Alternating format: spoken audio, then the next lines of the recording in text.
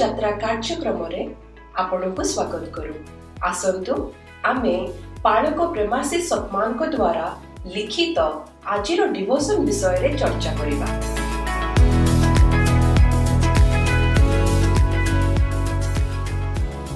Praise the Lord. आज आमे गोटे बहुत भल विषय कथा हेबा।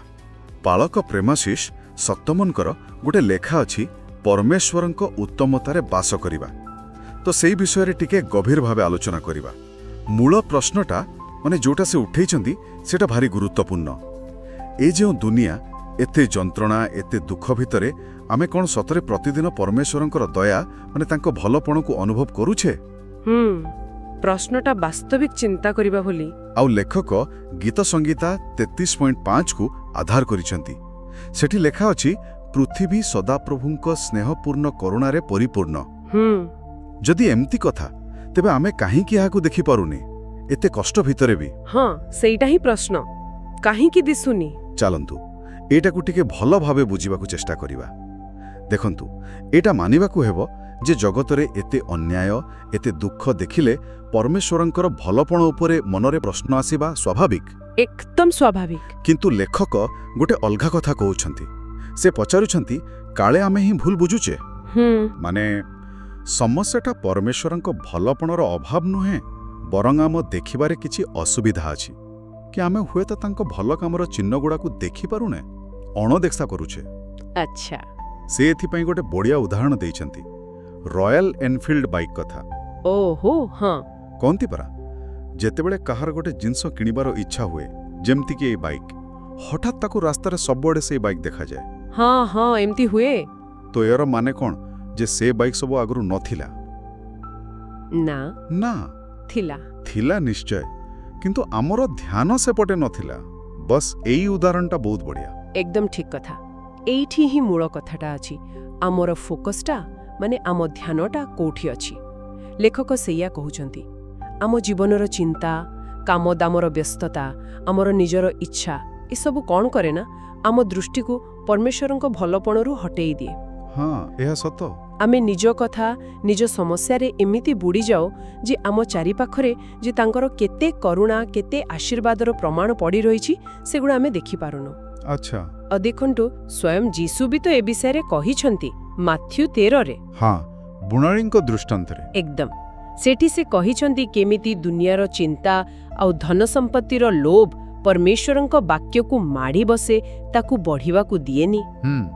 ठीक सेमिति एई सबु चिंता हमकु परमेश्वरंक काम तांक भलपण को देखिबारु अनुभव करिबारु दूरे दिए। किंतु प्रकृत कथा हैला जेमिति गीत संगीता रे अछि पृथ्वी तांक करुणारे भरा। तेणु हमकु आम देखिबा नजरटा बदलैबाकू पड़िबो। किंतु एठी मो मनरे गोटे प्रश्न आसुछि। हां, कहंतु। जेतेबेले जणे बहुत कष्टरे थाए, माने भीषण देह खराब कि मन कष्ट किबा बड़ विपदरे पड़ी थाए, सेतेबेले एमिति भलपण खोजिबा कथाटा टिके माने अवास्तव लागि पारे किबा लागि पारे जे एहा तांको दुख को कम करि देखेबा भली। ए विषय लेखक कोन कहउचंती? हां, ए प्रश्नटा बहुत जुक्तियुक्त। देखंतु लेखकंकर कहिबार माने एमिति नोहे जे आमे जंत्रणा को मानिबानी। अच्छा, बरং से कहउचंती सेई भीषण कष्ट भितरे भी परमेश्वर जे अछंती तांको करुणार किछि गोटे चिन्ह जेते छोट हेले भी ताकू खोजिबाकू चेष्टा करिबा। एहा हुए तो कोनोसी सांगर गोटे सांत्वना कथा हे पारे, बा कोनोसी अजणा लोकर टिके साहाज्य, किंबा बाहरे प्रकृतिर किछि गोटे सुंदर दृश्य जहा कि किछि समय पाए मन को शांति दिए। एटा गोटे अभ्यास भली धीरे धीरे जानी सुनी ए छोट छोट भल जिनस को चिन्हट कले बड़ दुख भितरे भी कोठी ना कोठी आशार आलुओ दिसे। एटा हुए तो दुख को पूरा हटेई न दब, किंतु सेटा को सहिबा को शक्ति दब और गोटे अलगा दृष्टिकोण देई पारे। अच्छा, बुझिली। तबे ए जो बुझामणा एटा हमर प्रतिदिनर विश्वास जीवन रे केमिति काम दब? माने एटा खाली गोटे भावना ना यार किछि व्यवहारिक दिग अछि? नहीं, निश्चित भाबरे एहार बहुत बड़ा व्यवहारिक महत्व अछि। जेतेबेले आमे जानी सुनी परमेश्वरंक भलपण को खोजिबा आरंभ करू आ ताकू मानु, आम विश्वास आहुरी दृढ़ हुए।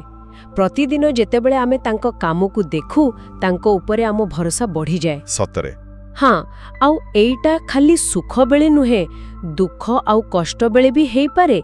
एई अभ्यासटा जीवन को देखिबार आम नजरिया को पूरा बदलई दे पारे। तेबे मूल कथा हैला परमेश्वरंकर उत्तमता तांकर भलपण सबु बेले अछि, सबु परिस्थिति रे अछि। आम चारि पाखरे एकदम आमको खाली आम भीतर आखिटा खोलिबाकू पड़िबो, आम ध्यानटाकू ठीक जगार रखिबाकू पड़िबो आ ताकू देखिबाकू चेष्टा करिबाकू पड़िबो। हाँ कहिबाकू सहज लागुची किंतु वास्तव रे एहाकू अभ्यास रे पकेवा पई चेष्टा दरकार, निश्चय दरकार। आउ लेखक से आह्वान ही देउछंती आम समस्तंकु जे आमे प्रतिदिन जानी सुनी सचेतन भावरे परमेश्वरंकु भलपणर किछि ना किछि प्रमाण खोजिबा आउ चिन्हिबा। एटा कोन करिवो ना आम चिंता को आश्चर्य रे बदलै देबो, भय को विश्वास रे आउ निराशा को आशा रे परिणत करिवार गोटे बहुत बड़ माध्यम। वाह, पालक प्रेमासी सतामनकर ही लेखा आमको वास्तविक बहुत किछि चिंता करिबाकू खोराक जोगाउछि। निश्चय शेषरे गोटिए चिंता समस्तंक पई छाड़ी दे जाउछि। जदि आमे प्रतिदिन जानी सुनी सचेतन भावरे परमेश्वरंकर भलपणर केवल गोटिए हेले भी छोट उदाहरण को मने पकेइबा किंबा कोठी टिपी रखिबा, तेबे धीरे धीरे समय क्रमे एई अभ्यासटा आम जीवनर बड़ बड़ चैलेंज गुडी को सामना करिबारे आम दृष्टिकोण को केमिति बदली पारिबो ए विषय टिके भाबिबा कथा। बहुत गुरुत्वपूर्ण कथा। आमेन। आज आत्मिक यात्रा कार्यक्रम रे जोग देवा पई धन्यवाद। जेउठी आमे प्रतिदिन परमेश्वरंको वाक्य आलोचना करूछु। जदि एही कार्यक्रम आपनको आशीर्वाद देई अछि तेबे एहाकू आपना फैमिली आउ फ्रेंड्स व्हाट्सएप ग्रुप रे शेयर करंतु। आसंता काली पुणी देखा हबा। धन्यवाद।